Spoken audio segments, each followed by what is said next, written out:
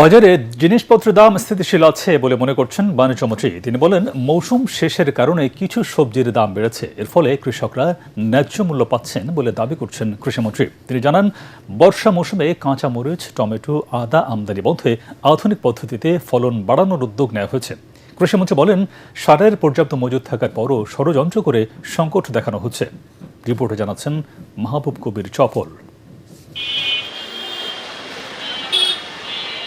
বিরোধী দলে থাকলে জিনিসপত্রের দাম বাড়াকে অযৌক্তিক মনে হলেও সরকারে এলে সেটি হয়ে যায় যৌক্তিক। এখনও তেমনটাই দেখা যাচ্ছে। বাজারে ৮০ টাকার কমে সবজি মিলছে না। কৃষিমন্ত্রী বলছেন, তিনি নিজেও বাজার করেন। বর্ষার কারণে সবজির দাম বেশি, এতে ন্যায্য মূল্য পাচ্ছেন কৃষকরা। আমি প্রত্যেকদিন বাজারে যাই, আমার গাড়িতে একটা ব্যাগ সবসময় থাকে।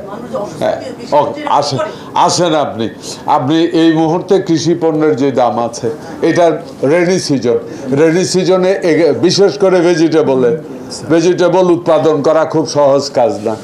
আর যে দামটা আছে আপনার দৃষ্টিতে এখন বললে তো সাংবাদিকদের, আপনারাও সাংবাদিক, কত টাকা দাম আছে? ৮০ টাকা, ১০০ টাকা, এই তো এইটাই তো। একটা কৃষক ৮০ টাকা ১ কেজি করলা ফলাইতে কয় টাকা খরচ হয় একটু দেখেন না, ব্যাটারও তো ফ্যাট আছে। কৃষিমন্ত্রী বলেন, দেশে সারের সংকট নেই, এটা নিয়ে ষড়যন্ত্র হচ্ছে। বর্ষা মৌসুমে কাঁচামরিচ, টমেটো, আদা যাতে আমদানি করতে না হয় সেই উদ্যোগ নিয়েছে সরকার। সারে কোনো রকম কোনো শর্টেজ নাই, সাপ্লাস আছি আমরা অনেক।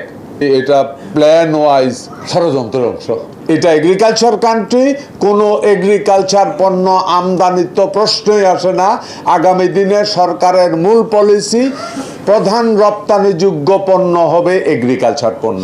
এদিকে বাণিজ্য মন্ত্রী বলছেন, উৎপাদন খরচ বেশি হওয়ায় বাজারে কিছু জিনিসের দাম বেড়েছে। আমরা দ্রব্যমূল্য একটা স্থিতিশীলতার মধ্যে রাখতে পেরেছি।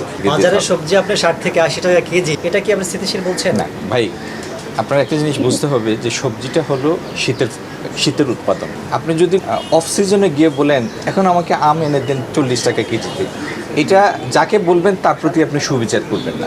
এর আগে সচিবালয়ে ভারতীয় ব্যবসায়ীদের সাথে বৈঠক করেন বাণিজ্যমন্ত্রী। তারা বাংলাদেশে বিনিয়োগ বাড়ানোর প্রস্তাব দেন। দুদেশের স্বার্থেই বাণিজ্যিক সম্পর্ক আরও ভালো করা উচিত বলে মনে করছেন বাণিজ্যমন্ত্রী। দুই দেশের উন্নতির স্বার্থেই ব্যবসায়িক সম্পর্ক, বিনিয়োগ সম্পর্ক, ট্রেড রিলেশন, এটি যত বেশি আগানো যায় সেটি ভালো। সীমান্ত হাট চালুর বিষয়ে এখনও চূড়ান্ত সিদ্ধান্ত হয়নি বলে জানান তিনি। তখন আপনাকে এই ফলাফলটা বলতে পারবো।